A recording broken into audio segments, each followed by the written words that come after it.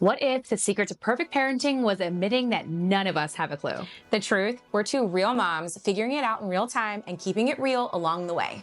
Each episode, we're calling BS on perfection and bringing you raw combos with parents and professionals who aren't afraid to go there. Because what if the real parenting hack was dropping truth bombs instead of pretending like we got it all together? Let's get into it. I have given up. I've given up with trying to look cute. It's like the same shirt, the same everything. Let me just make sure that I can hear. You always look cute. At least your hair's done. I have half my makeup on. I meant to put bronzing drops on. I didn't do that. You're so pretty naturally. Yeah. If I was pretty naturally, I would not. Same. I don't feel so. I feel so not. I think my children took all my. I'm like, maybe I do want Botox. I said that on the podcast, and now you have flown with that because I was like, I think it's a girl because. Yeah, but then I look And at you're old like, pictures. you're and like, is that what happened to me? I'm like, no. I'm like, you're gorgeous. What are you talking maybe about? I am ugly. No, my Should I friend. blame it on your kids? My friend Taylor also was so pretty naturally. Yeah. She has naturally dark eyebrows and and I'm like, oh, I have to enhance that on I have me to to enhance it make too. my eyes pop or anything. Yeah, but you are so effortless in how you your whole aura is Yeah. effortless. I just feel like you could float into a room. If I don't wear makeup and do my hair, I look like a crackhead. Yeah. No. Yeah. I'm saying I agree with myself. Sorry. Neither of us were like, oh yeah, no. Courtney, Courtney, you're beautiful. Courtney, Stop it. I won't say that though because I know how you feel. I do think you're beautiful, but I know what you're saying. I'm the same No, way. I need makeup to have that look. But Yeah. I feel like we actually look like we could be sisters. Yeah, no, especially when I look back at pictures of us in Charleston. Yeah. Yeah, for sure. Sorry, you are beautiful though. Wait, did you guys have a Sometimes. girls trip? I didn't mean Yeah, this is you weren't invited. I didn't know you then. I don't think. Get Did I outta know her here. then? I don't think so. No, I did Did you? because it was after 2020, and I worked at UJ. Okay, we weren't 2019. friends. Yeah, You we weren't- just yeah. knew each other. Yeah, we knew of each other. Okay. That was so We were funny. in orbit. Sorry, Courtney. I really do think you're pretty. I was totally. I'm just kidding. I know. I just want you to know that I literally, when I don't have makeup on, especially for multiple days and I'm not tan, I'm always like, Andrew, I don't understand how you look at me exactly the same. It will not phase him. He'll be like, oh my God, you look beautiful when I'm ready. But I'm like, why do you? I'm like, I almost wish you did have a little bit of I've seen my overreaction, but you're kids will "Wow." take pictures of me with River has figured out how to take pictures with the iPad, and it'll be midday when I'm hair bun up, just total troll look with sweatpants and whatever, and that'll be the same day that the PJ will be smack me on the butt. I'm like, I just saw a What I look B-roll like? footage Yeah. of who I look like right now, and I would not smack that butt. So Justin doesn't. He definitely sees the looks at you difference. And he will never tell me that. I can just tell by his body language. It's weird, yeah. And then he'll be like, oh, you look really good today. He just, Yeah. The only time he stays away is when I guess I have crazy breastfeeding smell. I stink. I have to have 7 layers of deodorant. I remember those. that days. he I'd be will stay away. Then. I'm like, hey, is that That's you or funny. me? You're like, it's definitely me. Oh my gosh. Oh, All we're right. back. Should we cue it in? Yeah. Yeah. All right. And we're back with Truth Moms, season 5, episode 5. We have our 5 brown five. eyes, smile like the sunrise. We're a singing podcast now. I don't know if you knew that. Caramel complexion.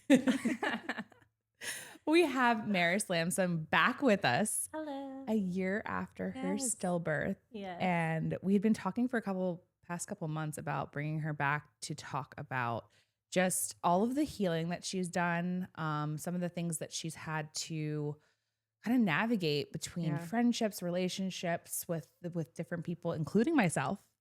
Yeah. And I almost think this part of the journey is the most important. Obviously, what you are going through in that, that is your most important part of the journey. But I think for other people to hear is what happens when you've let yourself heal, and who does that person become? Because the story doesn't technically end, right? It's just the beginning of a different chapter. And so I think a lot of times we hear birth stories or stillbirth stories or, family changes or death. We never kind of come back and say, and now what happened? What happened? How did that story and evolve who you are? Mm-hmm. So I'm glad to. And so happy to be back. Yeah. I think that there's so many good things that we can talk about. I've had countless conversations thanks to you guys, putting Harvey's story out there. I can't thank you enough, honestly. I try and thank you every time I think about it, but like the number of people that I have been able to connect with has been so beautiful and impactful, not only to me, but apparently to them as well, that you guys have put out that story and like given me an opportunity to share the level of detail too. I have found that especially the people who come across it for the IUGR half, then I get to walk with them through that journey, which is super cool. I haven't had anybody experience a stillbirth, thank God. Like while walking them through that, they all had good outcomes. What is that like? Do you feel like a sense when, you know, they have a good outcome, obviously, and they don't go through what you go through? Like, how does that feel? Does that feel like good or? You know what I mean? And it's so most recently I had a girl actually who found out exactly. So her due date was May 15th, is May 15th this year. My due date was May 15th last year. And I found out about Harvey's IUGR when I was 25 weeks. And so I basically had like 10 weeks of fighting for him, doctor's appointments every 3 days. That's 10 weeks is you like, especially probably can feel now is so long. It feels so long. And so I was kind of prepared, a little bit shocked, honestly, when people reach out to me when they know that I didn't have like a good outcome and they still want to talk to me about it. Like that's like so encouraging to me. So I walked with her through, she had listened to the podcast. So I got to walk with her through that journey. And she also happened to be in Tennessee.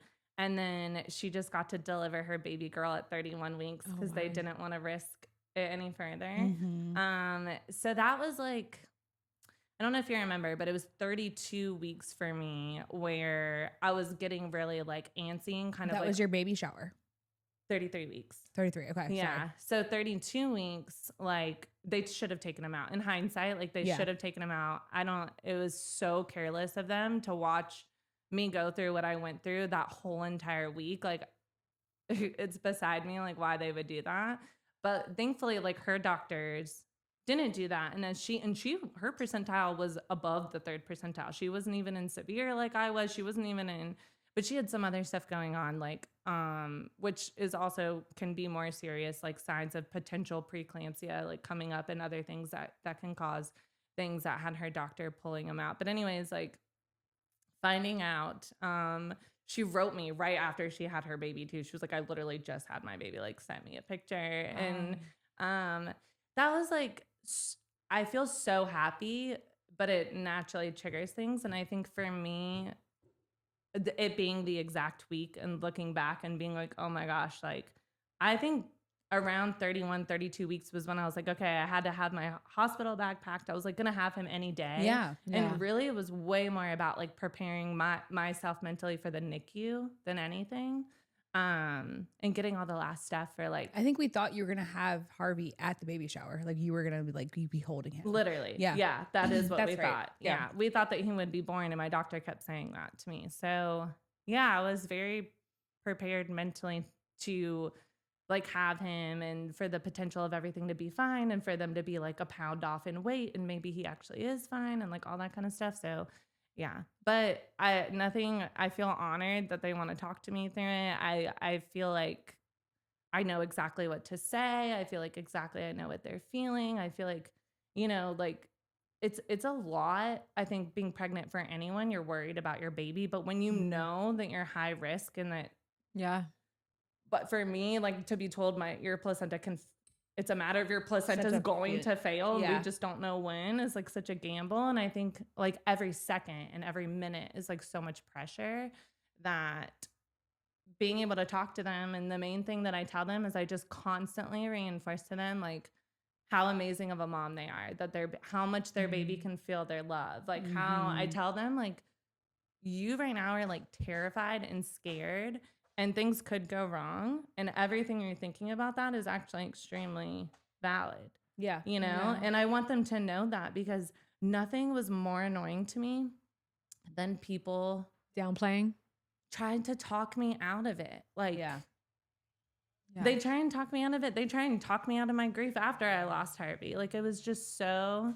Sorry, you guys are going to hear. Oh, yeah. So real quick, we have framers here today. So there's going to be construction noise probably throughout this episode. Under construction. Sorry. And we warned you guys and it all lined up we got to episode 5 without any. But, yeah. And I think they're going to try to rush through, not rush in as in like not do a good job, but tomorrow is a stormy day. And so they're probably they've been like here until on the paint getting it done. They have been here until about 7, like from 7 to 7. They've been working like 12-hour days. Yeah, it looks great. I think if you guys hear it, just do a little silent golf clap in the background wherever you're sitting, because that means Courtney's that much closer to getting this renovation done. Yes, It's a good sign. They're like really trying to get it before baby. And I'm like, guys, I know it's not going to happen before baby, but Something just to keep going. At least the massive work, right? So you don't have Yes, the noise the of the noise baby of the sleeping. babies. There you Yes. go. Yeah. I mean, there's still going to be noise with drywall, but like whatever. It's fine.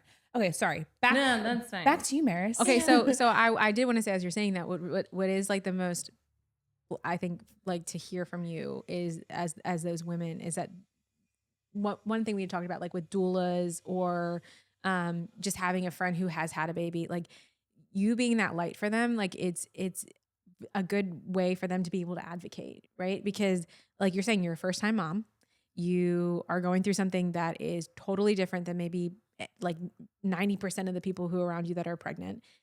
It is an isolating journey, especially when you're like, it's not when, it's if, or not if, it's when, right? It's when your placenta fails, not if it fails. And you're like, I'm going through all these things emotionally, and you knowing exactly how that feels, and these women coming to you, I think is like that you might be their only safe space at that point. Yeah. And that's pretty powerful, I think. Yeah. Thank you. I mean, I have never gotten more DMs of people just telling me about their stillbirth story and thanking us for having you on. Yeah. Like it's like one that people really do connect with and talk to us because about. life happens. I think that we talked about it with your pregnancy. We're like, we want to hear good stories, and like good stories are great. We're not trying to pull fear by talking about stillbirth, but we are saying it's a very real thing. Yeah. And it happens, and we have to give it its moment and talk about it and be real and let people who are going through this like hear you. And you know, like you said, like hearing the things that you went through step by step and giving that platform, and then being like, oh, I'm at this exact moment, maybe I should do something different that changes the course of whatever. And that's insane. Like, Yeah. I know. love that. Yeah. I know. And I really stand by the fact that you guys gave the space for me to truly walk through each of the things, because when you're in it, I think that's what people need. Like, not only for the first episode for the IUGR, like that's what people care about. Like, what was happening week to week? What was your doctor saying? Like when you're speaking to your friend or you're speaking to other people and you're in the heart of that, every day of your pregnancy counts. So like the fact that I had all those details so fresh and I was able to regurgitate that and people can hear that, like that was a lot of the feedback that I got from that. And sadly, I had someone who listened to me on your podcast who was pregnant, and she was like bawling her eyes out during that, and then she ended up losing her baby to stillbirth the same exact week that I did. But she had reached out to me. I've seen her. I never had posted on TikTok before, but I started posting some of the stuff, not the podcast stuff, but some of my other grief stuff, like from Instagram over to there, because I was like, oh, since I've never posted here, it'll probably pick it up, specifically to moms, you know. So had found a lot of people there, and she had written me on there, and then I think I had seen her even maybe comment on one of y'all's posts, but she had made a point to like really make sure that like she and I had connected, and I've seen her doing stuff to advocate more for patient care, you know, on that side. And but stillbirth is so lonely. Like, can you talk to us about like what that healing went through? Because I think at that point you were still really, I mean, what was that, 2 months after? Just like 2 months. And I think a lot of people were. So you were still in postpartum. Checking in on you and stuff. Yeah. What did like month like 3 through 7 look like postpartum? Yeah. So from a big picture scale, you have to think I was 25 weeks right at the start of February. So that is when I found out that Harvey had his diagnosis. So for me, I think very much in chapters. And I actually think of spring, like the spring equinox being like the beginning of the year. Like I think of that more than like the new year. But for me, it felt like a lot of buildup to the end of 2025. So I just want to frame it that way. So for me, like being mid-July, I felt like I'd been spending the first half of the year like fighting for Harvey's life, then losing Harvey, and then being in the initial stages of grief. And then I was like very much, I think mentally, whether I wanted to or not, was like, I just can't wait for 2025 to end. So like I did have like a little bit of like emphasis on that. So it wasn't like I was fully freely flowing through like whatever came up. I think that kind of affected different months at different times. So naturally, and that was mainly because of Christmas. Like anticipating Harvey's Christmas was like a huge, that was the hardest part of, honestly, the entire grief journey was Christmas. But yeah, like I felt very committed to trying to bounce back to my old life in a way that was, I don't know, it was like organic, but a lot of pressure because Andrew and I own our own business. So as public as I was about my grief, if I did not figure out a way to like show everyone that I was still, my brain was still there and I was still mentally able to like work, like you're not going to hire somebody for a creative role that you think is like spiraling. Do you know what I'm saying? And as much as I was grounded in my grief and I understood it and I had acceptance and I absolutely was not spiraling, like I have a public image and I have a lot of people in my main people who follow me or connected to me are from my business networking. Right, the clients, right? Yeah. And my business networking and people across the country and people not people I get to see in person. Like they're relying on my social media to like stay in touch with me. And I didn't care because I'm like authentic enough that whatever it is that I care about, I'm going to post about. And so I never held myself back from sharing about Harvey, but I was very aware that I was doing better and I needed to share more about it. But there was definitely a driving factor of me being like, okay, I need to compartmentalize some of this and get back into work or we weren't going to have any money. You know what I mean? Like we had just, and this is something that's relevant to my healing actually. Before I got pregnant with Harvey, we had just launched our new business, Actualize. And that entire brand is literally the merging of my marketing company that I'd been building for 10 years and doing brands and websites and helping people discover their personal brands and doing websites and really more the consulting side of it of helping people understand like what makes them them and how to attract their target audience like a marketing agency would. But then I had simultaneously what my real passion has been human psychology, human behavior, healing, understanding past wounds, understanding trauma, understanding yourself, like becoming self-actualized. So when I realized that I was kind of like done with just my Marist brand that so many people knew that had my name on it, that I started then, I was like, we need to pivot this to this Actualized brand and start talking about the healing that I've done and like how I've become a self-actualized person. And if it's like very vulnerable because you were doing more with Marist Inc. was more like real estate marketing, correct? That's where it started. Yeah, Yes. Okay. Exactly. Okay. And this was another way for me to pivot to other businesses. And God love real estate agents, but they're very much in their ego. And for me, I was brought up in the business world like with a bunch of people in their ego who were very like, I just wanted to find people who had a heart for a business. I wanted to find the local mom and pop shops. I wanted to find the people who didn't have money for a big art marketing agency, but needed people with those skills. Yeah. Right. So I was like, oh, Actualize is so perfect because people who become self-actualized, which is essentially just like reaching your full potential. It's understanding and being able to integrate everything that's happened in your life and understanding yourself well enough that you can know your shadows, you can know your strengths, you can know all these things, but in a way that's empowering to you. And then you can go out and you can like do your purpose in the world. Right. So I was like, what better than to create a platform where I can not only help people learn how to do that, but then also when they feel at a place where they now want to fulfill their own purpose or start a side hustle or a business or whatever, we can then do their marketing. So it was like the merging of those two things. Like I can help you with your self-discovery and then whatever. So, so much of that is the healing that I did from my past and all that I did like prepared me for Harvey. Yeah. So I'm not joking. Like when I felt this pressure from like God, like the universe. Like I felt pressure intuitively that I knew that I needed to launch Actualize.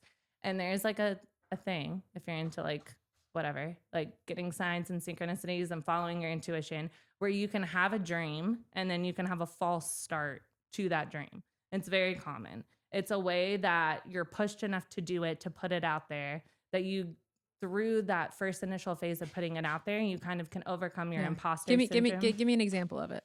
Yeah. Well, Actualize is an example of it. Actualize at the time where I launched it was premature. Like the world, I think, wasn't quite as ready for it because this is back in like 2024. People weren't speaking as much about, we can think it's been going on for a while, but people haven't been that interested in their own healing, their own trauma, haven't been going to therapy, whatever, as much as they are now. 100%. So when I first announced Actualize, it was also like I was only a year and a half sober. That was when the Sober Curious movement was like, came out after Andrew. Like when Andrew and I announced we were sober, it was still like, You were like 6 months to a year. Because that was that had to be before COVID, right? No. Okay, because I feel like COVID. I feel like the COVID, like obviously COVID happened, and then it was like 1 year after COVID. Then all of a sudden there was like Sober I feel like everyone got really drunk during COVID for right, like 2 and then years, but then the end of it. So yeah. it was but it was a little bit later than you think. Okay, I think it's only been going on for about a year and a half now. Oh, okay. My Like brain really like because Like really serious, where like restaurants didn't start. Andrew and I were a year and a half sober before you even started seeing NA stuff in restaurants. You know what? You're right. You're right. Because it wasn't until I was pregnant with Lenny that I was like, oh, there are so many options everywhere. Yes, and that was 2023, four. I'll tell you because 2024, my brother-in-law owns his own brewery. They're taking a hit. Like the alcohol industry is Oh yes, huge. Hit right isn't now. Anheuser-Busch doing like mergers and stuff like? Okay, we're digressing, but you're right. Okay. So you start Actualize, and you're like 6 months to a year before the time. So sorry, I don't know. So I didn't know 6 months. I said that. I said Oh. about 6 months to a year before I think Sober Curious Oh, really yes. picked up. Well, no, sorry. I was saying I got sober before that. So people Yes. like Sober Curiosity was like starting to happen during that time. Cause this is like, I launched like summer of 2024. Okay. Like July 2024. And I had been prepping it though, since I became sober, which was like a year and a half. And it was like, that was even like of finally me coming together and having like, oh my gosh, Actualize, the name popped in my head. Like everything came together and then I had to build it. Like I had to like build all this stuff and it took a year and a half to build it. So this had been like long in my brain. Right. So this was a false start though, because we first did it. Andrew and I have a podcast that's completely been on pause since that moment that we had relaunched. And we were kind of changing that up. I was like, this is going to be so good. I'm going to do all these series on these things, help people build their confidence, help people connect with their intuition, help people. I had this whole plan for how I was going to do this like 12-month series. And we started that. We did the first month and whatever. And I just like realized like, oh, that's so weird. I was surprised by how people like weren't really understanding and they just didn't really care that much. Which was very unusual from my audience up until that point. But up until that point, I was feeding people's egos. I was teaching them how to get more followers. I was like teaching them how to show up on social media. I was teaching them how to take pretty photos. Like, which actually it kind of sounds like Truth Moms, because when we first started, we're like, oh my God, this would be great. Every mom's gonna want to get on board because they want to hear like, you know, truth and crazy. Like we're gonna get real talk. And it's been a slow burn because most people don't like looking in the mirror, right? They don't like being told like, hey, you know what? Maybe we shouldn't go down this route of like, you know, when we did. Remember what was the one episode we did with like, oh, this is gonna go viral. It's gonna be crazy. It was the To Die For documentary. Yeah. We're like, oh, this whole, because everybody was on the train of like the no dyes. additives and food dyes. And we're like, this is going to go viral. And it did one of the worst. Yeah. It wasn't bad. It just, I thought it was good. I was like, we're going to make it. But there was such a movement behind it, like in like the court systems. And there like still To Die is. For the documentary did well. And so we're like, for sure. And for whatever reason, it was just what suits our fancies is talking to people like you, like real life stuff. Yeah. And not getting into like we did a whole not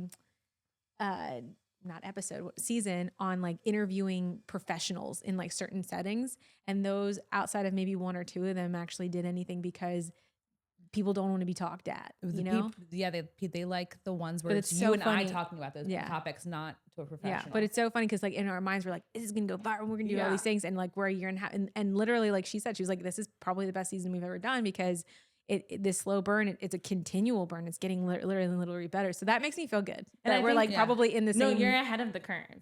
Like that's what I'll tell you. You're just ahead of the curve. Okay. And that's what I had to realize. But I was very aware just because I'm like extremely into like astrology. So, and we won't have time to like get into that. But like I'm just telling you, you're ahead of the curve. And I think Great, can the curve hit me that soon? what happens is no, it will now that we've shifted a bunch, like it will. But I think what's so great about it is you guys are going to have already had like a little bit of your digital footprint and these things to exist for people to go back to, and they'll pop up, like people will care. But here's the thing, this is one of the best little tidbits I'm going to give you guys about confidence in general is 9 times out of 10, when your intuition hits you that hard that you should be speaking about something, that you feel so passionate about it, you have to always follow that, because in the first thing that's going to happen is you're going to get radio silence. You will know. And this was true when I started Marist Inc. No one was starting businesses when I started my business. Not a single person. Being a girl boss was not a thing. This was like 2014, 2015. No one was doing it back then. Like Everyone was old people climbing started businesses. the corporate ladder. Yeah. No one was doing that. Like who were young, right? Yeah. And so now like every 23-year-old does their own thing. You know what I'm saying? But it wasn't a thing back then. And I didn't get the support, right? But I realized, and it's the same thing with this. This is what's going to happen is people are so thrown and will be so thrown by this like new thing that their silence isn't so much that they aren't invested in it or aren't interested in it, but it is more, obviously you guys know this, is a reflection of where they're currently at and what they're willing to face. And you guys going out and doing this podcast and talking about these things that are so important in your realm. If you have moms that are listening, I'm sure that either already have 2-year-olds or 3-year-olds, and maybe some of the things they're talking about are things where there's new information out there now. They didn't have the opportunity to go backwards and make those decisions. That can trigger something in them. That's like your circumcision episode is a perfect example of that. Because Yeah, they got a lot of it's- heat because people were like, well, No, it was a lot of good feedback though. I thought it was a lot of heat. No, it's like 98% good feedback. Oh, good. Yeah. Okay. No, and it was our 3rd episode. But like I was like, we need to be doing more of these. This is a formula where we talk about something and it's just you and I. Yeah. Like talking about it in a real mom, like you actualizing. Yeah. There it is. Like- so how does so now actualize, right? yeah. That happened just before everything with Harvey. And then what happened to actualize during this whole thing with Harvey? So I had this moment. We were doing the first month of the podcast and it was fine. Everything was great. And then I completely lost my voice and I wasn't overusing my voice. It wasn't anything. And I knew that I was being silenced, and in a way of being like, this is not the right time. Like you're having a false start, but I already understood the concept of that. So my intuition was just like, and I was like, oh, Andrew, like we're not like, I thought I waited long enough. I thought I waited 1.5 years of building this, but it's still too early. It's like not the time for it. So then literally 2 weeks later, I think it was, I found out I was pregnant, and I was like, oh my gosh. So this is the reason why I'm not supposed to do actualize, because I felt something else was coming and I like didn't know what that was. Not in the slightest, because we hadn't gotten pregnant in 9 years did I even remotely think that I would be pregnant. But the second I saw a pregnancy test, I was like, oh, and I was like, well, maybe I'm just not meant to do actualize at all. And maybe it's like, I'm going to be a mom now. And like, it was like too much for me to wrap my head around. Yeah. So I was already kind of like silenced. There it is. They're on Everybody the roof. clap. They're gonna clap. No, it's funny because I can't hear them outside the headphones, so it's coming through the mic. So it's like very jarring. I don't know if you guys are getting that too. So But it's see, what's so crazy about that moment though that she just said, I was thinking about it when that moment where you were like, hey, I don't know, and then you're like 2 weeks later. So that would have been conception. Mm-hmm. yeah. So so literally the second Harvey entered the womb, that's when your so body, crazy. yeah. So that is why you guys were like in sync at that very moment. And That's kinda so, yeah. And so I was like, oh, well, that's what this is, whatever. And so then, so you have to understand, I'm like, I'm so sober at this point. I'm like so locked in, like spiritually, psychologically. I'm so in tune with myself. I've done so much work on myself at this point. I understand my intuition. I understand all these things. And I was like positive that like Harvey was now coming for this very specific reason. And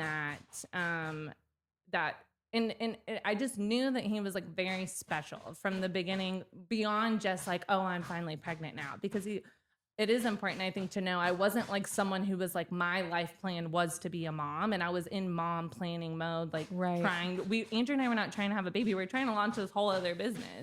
This episode is brought to you by Needed, a brand I genuinely love and have actually been using for about 2 years now, during my trying to conceive journey and now throughout pregnancy, including over a year before they ever reached out to partner with us. One of the things I appreciate most about Needed is that their supplements are formulated based on what women actually need nutritionally, especially during fertility, pregnancy, and postpartum.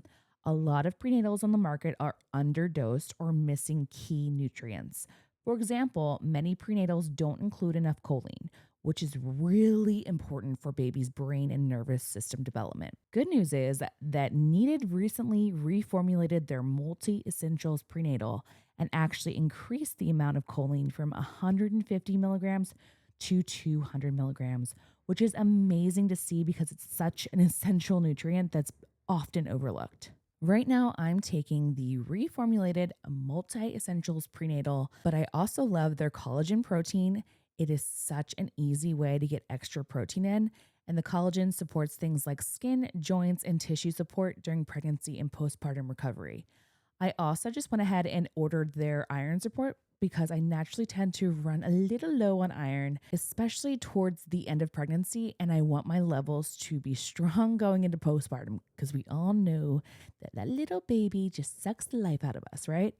And I love that theirs is formulated to be highly absorbable, which is really hard to find, and super gentle, which is also really hard to find. What's really cool about Needed is that they support women through every stage of the mother span, not just pregnancy. They have products for general women's health, cycle support, trying to conceive, pregnancy, postpartum, and even perimenopause. If you want to check them out, go to thisisneeded.com and use the code TRUTHMOMS, that's TRUTHMOMS, for 20% off your order. Okay, this is one of those brands that once you switch, you literally don't go back. I also feel like it's one of those small changes that actually makes a big difference in your home, especially as a mom. I'm talking about Truly Free. And what I love is that they're all about non-toxic, safer cleaning products without all the harsh chemicals. Because let's be honest, we're constantly cleaning surfaces our kids are touching, crawling on, putting things in their mouths, all of it. You know what I'm talking about, y'all. And I feel like a lot of us grew up thinking the stronger, the cleaner, the better. I'm talking about the bleaches, the ammonias, the stuff that just burns your nose hairs. Like everything does not need to be completely disinfected all of the time. But the reality is the super harsh cleaners like bleach don't just kill the bad stuff. They wipe out basically everything, even the harmless bacteria. And while there's definitely a time and place for that, like someone's sick with a norovirus or you're dealing with something heavy duty, it's not really necessary for everyday cleaning and can actually be more harmful to our health than good. For daily life, especially with kids and pets, using something gentler and non-toxic just makes more sense. And that's why I personally love Truly Free. It makes that swap really simple without feeling like you're sacrificing clean. They have everything too: laundry, kitchen, bathroom, so you can slowly replace what you're already using. Are you already using Truly Free? Great. Our code works for both new and existing customers, which is amazing. So you can use code TRUTHMOMS, that's TRUTHMOMS, for 30% off your entire order site-wide. Whether you're just starting to swap things out or restocking what you already love, just head to our link, shop anything on the site, and use code TRUTHMOMS for 30% off. And guys, make sure you're checking our page because they're always updating their bundles and starter kits. So if you want the latest options, you can check out our separate link for the most up-to-date deals. All right, mama, real quick before we keep going, if you've ever thought, why isn't this diet working for me? Or why do I always feel tired even when I'm doing everything right? It could come down to your genetics. That's why we love MaxGen Labs. Their at-home genetic tests help you understand how your body works, like how you process food, how you detox, what vitamins you actually need, and even your fitness tendencies. It takes all of the guesswork and helps you make choices that actually fit your body. And here's the best part. Just for being a Truth Moms listener, you get 10% off any test. Just head to maxgenlabs.com/truthmoms for 10% off. That's maxgenlabs.com/truthmoms, and you'll get 10% off your order today. Because knowing your body is the first step to feeling your best. All right, back to the show. Right. So I just knew that like he would only come right then for like a very specific reason. And I was like, okay, well, this is interesting. Let's see where this goes. And then I'm not going to lie, like part of me, I think deep down knew that I was never going to have Harvey, like Earthside. I think that like the second that I found out that like, I think that's why I was so in tune with him my whole pregnancy. I like the second we knew he was a boy, he was Harvey. I like actively worked to like connect with him. Yeah. I can, if you look Harvey's baby shower. it was Harvey's baby shower. If you look back, I had so many stories about Harvey where I'm like talking about Harvey like he was literally living when I was like 4 months pregnant or 6. Like it was crazy. Like my whole pregnancy, I'm just talking about Harvey like he's like alive, but I felt him like that. And I still feel him like that. Like he's like a whole person that I know. Like I know you guys. Like I just feel like I knew him. And then when I found out that something was wrong, I just like part of me was like, I would not be surprised if part of my God's plan for my life is for me to something to happen to this baby. Yeah. I always had a weird feeling that like I was going to have a child that had some sort of like just something that was like more difficult to navigate and that I would somehow be meant to be an example or something. But I didn't ever think I would necessarily lose him at that point. I just thought like, okay, I was like, of course he has IUGR. Like when I found that out, I was like, of course, like I'm probably gonna like, he'll struggle like through the NICU. He might struggle with his weight and stuff as he's growing. Like, and of course that would happen to me, but like, I was like in a good way, like still felt honored. Like, you know, come out on the other side. Yeah. And I was like, I'll help people through this, obviously. And that's why I'm like so free about posting. Like it was already part of like my nature to do that. And I was like, so of course God would give someone like me who's so willing to share a difficult pregnancy or a challenging raising of my child or whatever it was. So so anyways, all that to say, all of that led to the very exact moment when I lost Harvey. I'm thinking about all of this. The moment I lost Harvey, like the moment, I almost felt guilty for how much I was like, he was never supposed to be here. Like the very first moment, I was like, I looked at Andrew and I was like, Andrew, like this was always the plan. Like his plan was always to leave. And of course, Andrew is not me in this situation. He's not thinking all of that. And then I had to switch gears. But the second they confirmed it, I would say the second my intuition felt it, I was obviously a complete wreck and a wreck on and off after that because, you know, your acceptance of it can only take you so far for what's natural and human to grieve, obviously. You just lost a son. Like, yeah. Your connection is so much different than what obviously Andrew had and felt all these things. And like the confirmation is just like kind of wild. Like, but I just like knew that he wasn't supposed to be there. And I felt very blessed to have that overwhelming knowledge divinely dropped in my brain. Cause that's what I felt like. I felt like it was like an intuitive hit that it was like, you're safe. Andrew's safe. Harvey's not here, but you're still safe. And he's safe. And he's safe. Yeah. Exactly. Like it was like everyone's safe and he just was not meant to stay. And it probably protected you in a way because in the back of your mind, as much as you didn't want to like say it out loud, but you realized that it was happening. It probably prepared you in your head a little bit for what was going to happen. Yeah. I mean, the second that I started reading and I learned, but granted, everything that I read about IUGR was like, if you go past 37 weeks is when you're at risk for stillbirth. It was like very, again, we went over the numbers last time, but very like less than 1% of people, like what happened to me was so rare that they wouldn't have caught it, you know, and done something like, but yeah. So where that takes me with actualize. So in my healing journey, so as I've navigated back that we lost Harvey, then I'm in this weird boat because I had just, before I got pregnant, everyone saw me posting about my pregnancy and whatever. They had just heard me launching a new brand.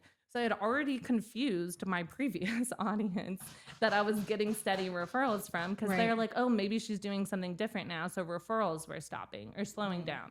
They've never stopped, but they slowed down. And then I was in this high risk pregnancy situation, and that was so stressful because I wasn't able to grow and talk about the business. And so we were like not having money coming in, like trying to figure that out. We were anticipating how, and I was just like, oh my gosh, what are we going to do? This is like such a hot mess. And that was like horrible timing. And then, so we thank the Lord, like people, the second I started showing that I was good again, like referrals started coming back in, like Andrew and I were getting like back up on our feet, like getting able to get back into work. But that took a while. So I spent a lot of time just like reading, writing, posting, processing my feelings, thinking about Harvey, going in and out of like having to deal with like, let me finish with actualize really fast and then I can talk about the baby part. So I had a hit. I had another intuitive hit where I was thinking about Harvey. I was thinking about his numbers and all the threes. And then I was remembering how 33 is the master number in numerology for the teacher and the guide. And I was like literally on this little treadmill thing, like in my house, walking. And it was one of the only times that Andrew and I were not working out together, which was very eye-opening to me, that I was like literally in my own energy, like by myself, which is very rare. And exercising, and I don't listen to music when I exercise, and neither does Andrew. And I got this intuitive hit of the whole series that I wanted to make a podcast series is meant to be a book series. And and I was like, and everything came to me at once. So basically, I got that hit, and then I started creating the series. So it's a 33-day series. There's 12 books. It's a series that can be done just like each month of the year. Like it's meant to be like a series that somebody could read in a year, right? But it's like a daily lesson in the series. So the very first book is called 33 Days to Courageous Confidence. Then there's an intuition one. There's a daily positivity one. There's a resilience and adaptability one. That's incredible. I'm so excited for it. Did it launch? Yeah, you just launched it, right? I have not. I just announced it. Okay. So the first book is going to launch in 2027. I'm trying to do it around Harvey's birthday. That's amazing. In 2027. But what I'm doing right now is I kind of soft launched. I showed all the book cover designs that I did, which I'm so proud of. And it's so cool when you stack them, they're a rainbow. And I like actually had that vision for wanting to do a book series with a rainbow, like when I was like, are you launching them all at 12? once? Or are you launching them in 33 days at like each? That's a great question. Yeah, they're going to be launched at separate times. That's amazing. Strategically. 33 days apart?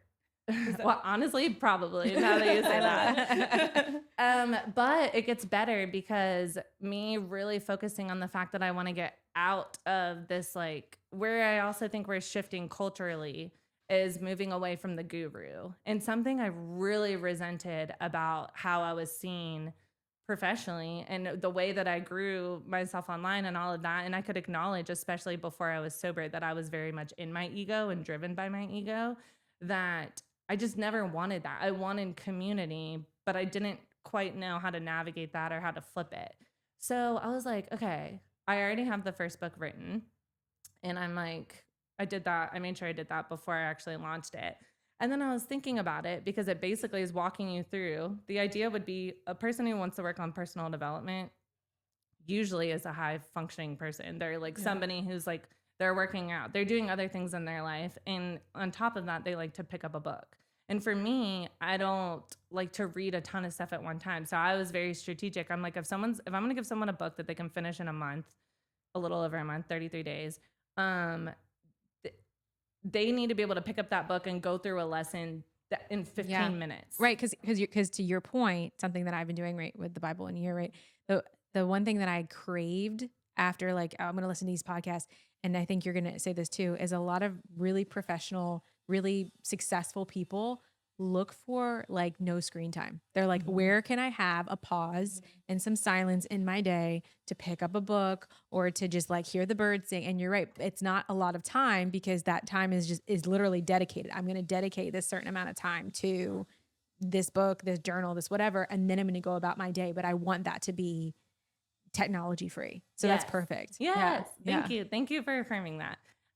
So that's the idea. Like you should be able to read it and process the lesson within 15 minutes and walk away with some sort of actionable takeaway that you can then implement and practice in your life. So by the end of the 33 days, you've spent 15 minutes a day, and then you will feel courageously confident by the end of the confidence book. Love it. That's great. Or the positivity That's amazing. or whatever. And and what's cool about it is if 33 days basically is 12 months. So the 12th book is like the capstone of the whole series. And it's kind of like the all-encompassing what self-actualization is and like ties everything together. But it's just my way of honoring Harvey and being able to tie 33 into it, dedicating it to him, and then giving people something that they can tangibly, once they're all out, if someone just wants the deep intuition one, because that's what they want to work on, they can do that first or do it later, whatever. You have to send us the links for like pre-orders and stuff. Yes, I will. Yes. So that is where, that's just a piece, that's like a piece of Actualize. And then with that, like we've worked with so many new businesses, so many, like just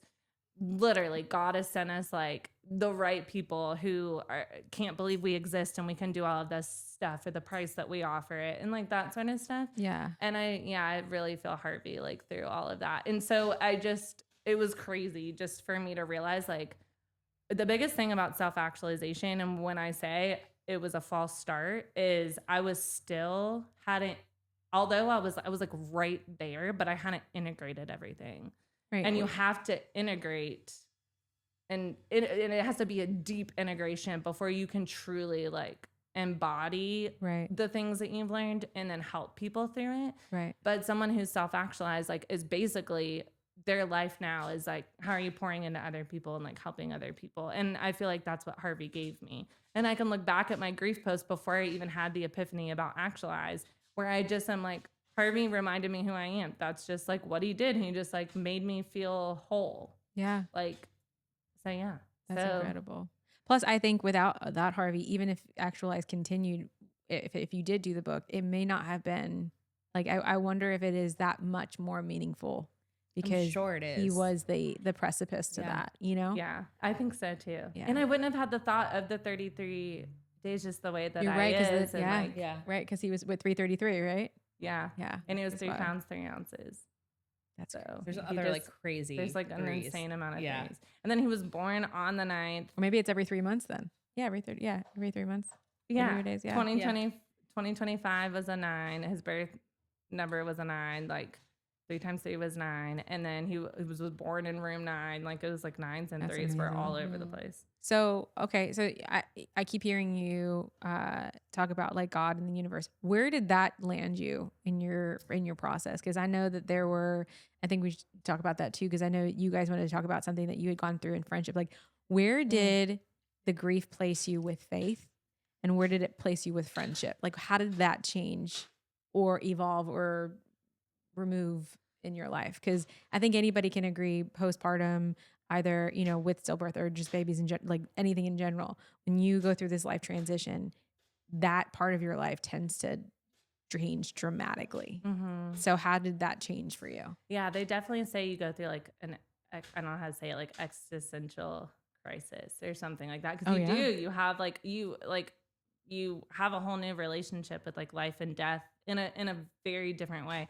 And I would argue, especially because I knew that Harvey's soul had left his body, but I was still carrying his body for 3 days before I birthed it, was like a very traumatic experience, and it's on its own, just to feel trapped in your body in that way. Like it's the worst thing. All you want at that point is like not to have the baby in you, if you know that the baby, I don't want to call it the baby. Like obviously you wanted to I start love the Harvey, but it's separation like, process. it's like, okay, well now his body and his soul are separate, and now I feel weird. I feel uncomfortable in my own skin, 100%. Yeah. So, I would say I had a shift in thinking about, so I grew up very religious. I grew up Christian, always went to church. I was like literally the person going to church and like shoving the CDs from church into people's lockers in high school and being I did like, not know that. you need to I go to love church that. and you need to not have sex. And I was like, I've always been such a rule follower and very,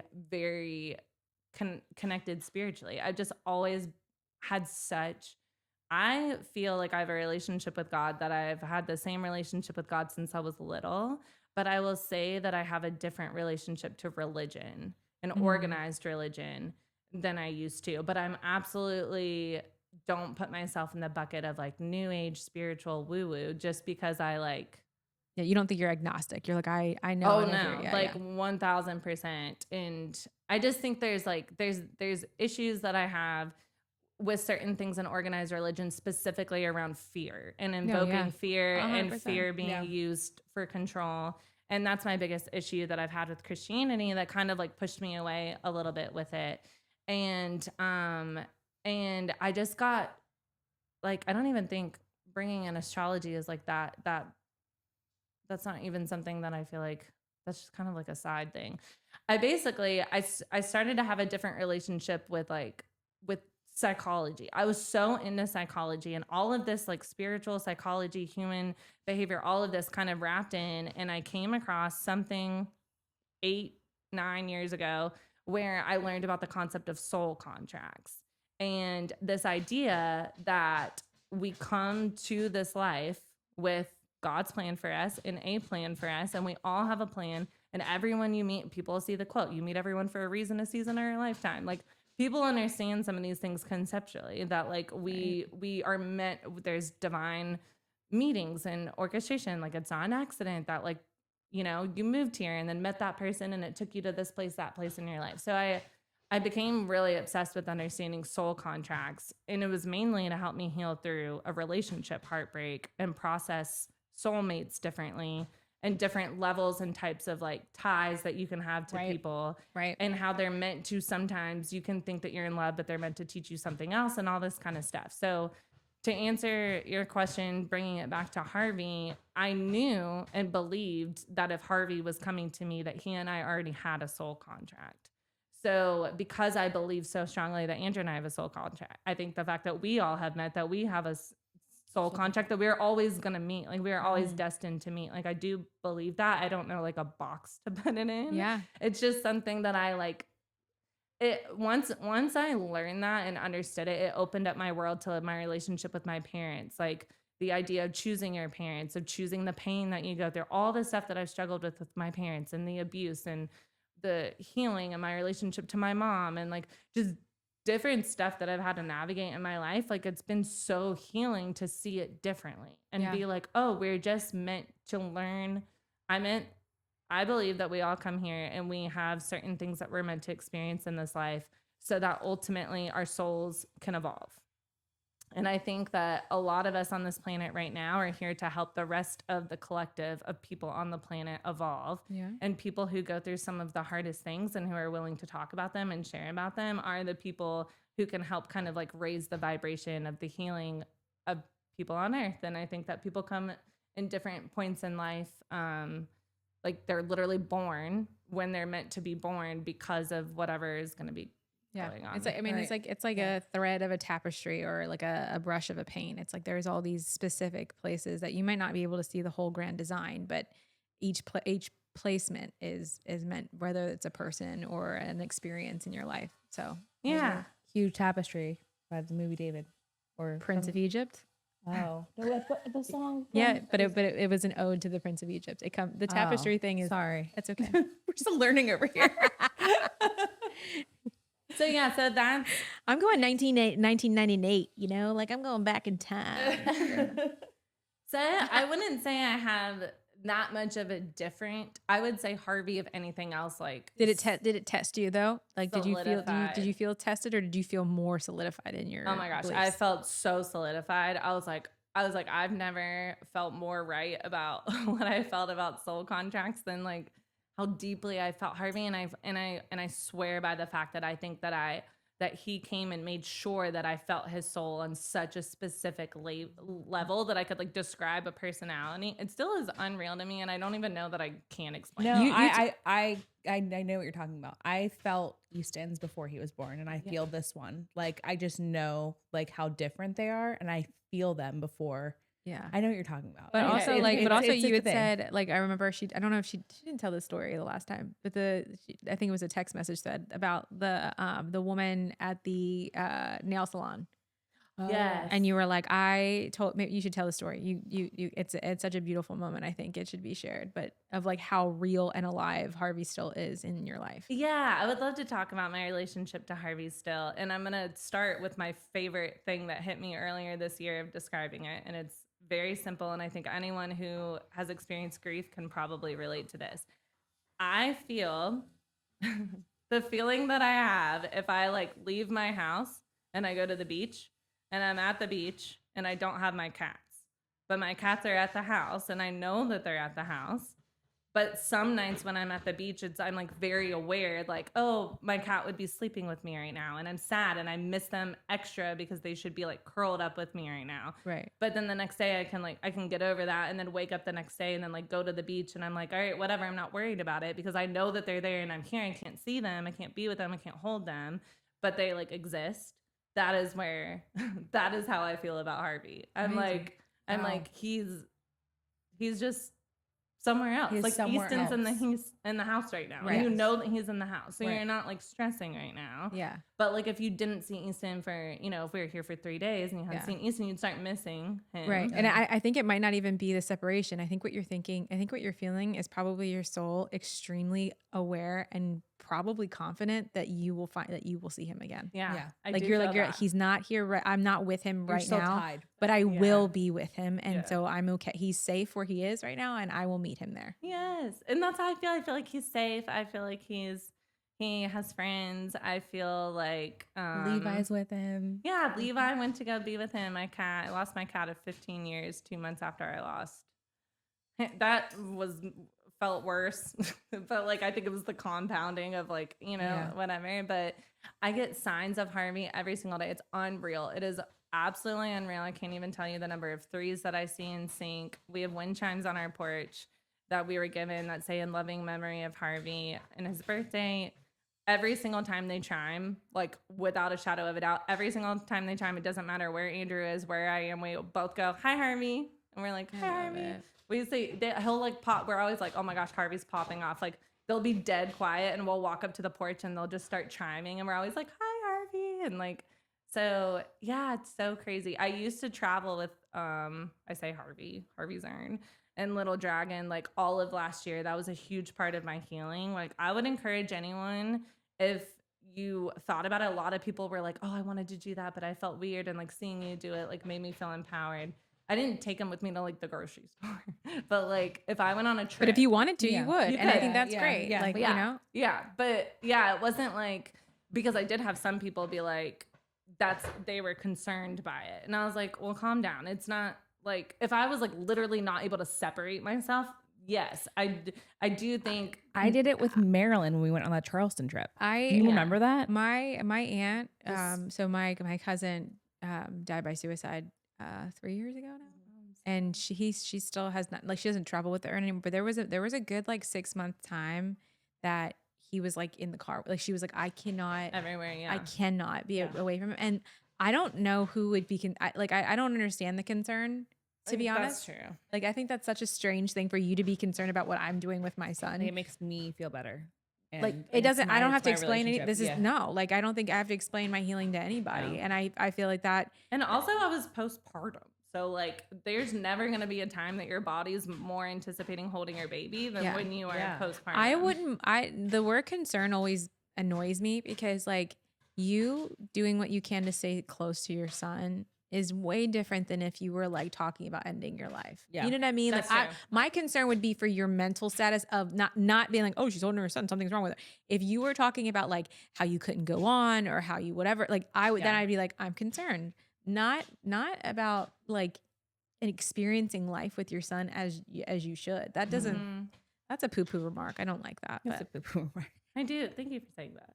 I did. Well, I will say though, as of the beginning of this year, something really shifted after the new year. We went to Charleston to one of my best friends lives there. And we went there for New Year's, and I brought Harvey and the little dragon. And then we flew back, and then we needed to go to Atlanta to do a client shoot. And we went there, and I just was like, it was like more so like I felt like Harvey was safer staying at home. So I was like, oh, that was like my gut instinct. Your first time leaving your son. Yeah, literally. And I was like, well, there he goes. Like, I'm going to leave them there. And I remember telling my mom, I was like, I did it. I was like, Harvey and little dragon aren't with me. She's like, oh my gosh. She was like, how do you feel? And I was like, I feel great. And like, it was just like funny because it's like, I only traveled so often. Do you know what I mean? But it was a big kind of moment, but like in a sweet way that I was like, that's sweet. I don't know. I think I'm very like if I felt the need to bring, like I was like, oh my gosh, they're coming today. You know what I mean? Yeah. Like I was like, they're coming on the podcast. But yeah, they sleep right next to me, and Levi's box is right there, right by the thing, and then both the cats sleep right there, like right on the edge of the bed. And Andrew and I are just convinced because they didn't used to do that, and they sleep with Harvey's baby blanket, and they wrap up there, and they're like obsessed with it. If it's not there, they look for it. Like it's raggedy, like a baby has used it, like, but it's just the cats kneading on it. But they all sleep in that's like their little corner. And my biggest fear, oh my gosh, I have to say this. My friend about grief. Friend lost a baby. Gosh, I don't know. It was after the 20-week mark. She's since had another baby. But she and I were talking about grief. She's one of my best friends since we were 13. And this hit me so hard when she told me this, because she was just like so enamored by how I handled grief, because she handled it completely differently. And one of the things that she had shared with me, which I feel like is probably like a universal thing that a lot of people feel, is part of her holding on to the pain aspect of it was her feeling more connected to her baby. And I think that I didn't feel that way. So like not wanting to talk about it, like not wanting to talk about the baby or talk about whatever, is a way of like almost like preserving the pain, is a way of feeling like you're preserving your baby, because that's the feeling that you have of your baby. And maybe if I heal too much from the pain, then I'm losing my baby. And I was like, oh, that's so interesting. I never thought of that like that, you know, because I went straight into like my pain, I think because of the work I did, went straight into love. Like if you look at any of my early posts, it's me doing like 500 O's in the word love. I'm just like, I love Harvey so much. Like it's the only thing I need to say. I was like, I love him so much. I love him so much. I love him so much. Like, and that's the only way I knew how to process it, was like I understood innately that like all of my grief was love, but I didn't even know that it was the reverse until I started seeing people say that, like, oh, your pain is actually your love. Like the magnitude of your grief is actually the magnitude of your love. And so it was kind of like a reverse experience for me to be like, oh, that is so interesting to me. And she was just like, she found it so like amazing that I was speaking about him so much and able to say his name and able to talk about him, because she just couldn't do that when she first lost her baby for a while. And even still is like kind of working through that and stuff. And so that really changed my feelings around when I'm talking to other people, and learning when then people started reaching out to me and they were like, I wish that I could share like that, or I wish I could whatever. And it really stood out to me because I think that it's just used to be extremely taboo to talk about grief at all. It still kind of is. And I think that people expect you to kind of for too long, right? They're like, we don't like, okay, it's a couple yeah, of like days, you made your post, you made your thing, like don't make a thing of it. Exactly. And it's kind of like that should be private, and that should just be something that you're dealing with. You shouldn't be bringing everyone along your pain and whatever. And so a lot of women, I think, feel a lot of shame and fear around talking about it too much, like or asking for that help, or even like expressing it, because they don't want to seem needy. They don't want to like disturb other people's peace. And I just want to tell you guys that like I would have thought that in the number of people who made a point to go on I made 60 days worth of posts in a row, but it was all from different angles, right? And like I was just, here's how I feel seeing moms walking on the street with a stroller. Here's how I feel somebody bringing up kids. Here's how I feel. It was just any little moment I had to like get it out of me. Yeah. And so I ended up with this like huge collection of posts that looking back now, I'm like, how did everyone not unfollow me? Like that is unreal. But the number of people who championed me along the way, like I just thank them because they were like, please don't stop sharing. Please don't stop. You're helping so much. You're helping so much. Yeah. And the people who are like, you're giving words to things I never felt. So not only was it healing for me, but I just want to encourage other people that there are people out there who, if they knew that you wanted to talk about this, they're more than willing to listen and be there for you. And had I not had that, I don't think I would have been able to go through months 4, 5, 6, 7 if I didn't have the different waves of people who were willing to Plus, listen. I think those posts, like if you went, I don't know how many times you've gone back, but if you go back from day 1 through day 60, I mean, even seeing you here now, there's a lightness that you can see, like going into the deep dark and coming out into some light, you know? And so I think that's a message of hope, really, for those people who either are going through it or have gone through that. You're like, oh my gosh, I can get through this too. Thanks for tuning in to Truth Moms. Remember, mamas, the truth starts at home. If you enjoyed this episode, don't forget to subscribe and leave us a review. It really helps us reach more moms like you, and plus, it's free. Until next time, stay strong, stay curious, and we will keep dropping those truth bombs.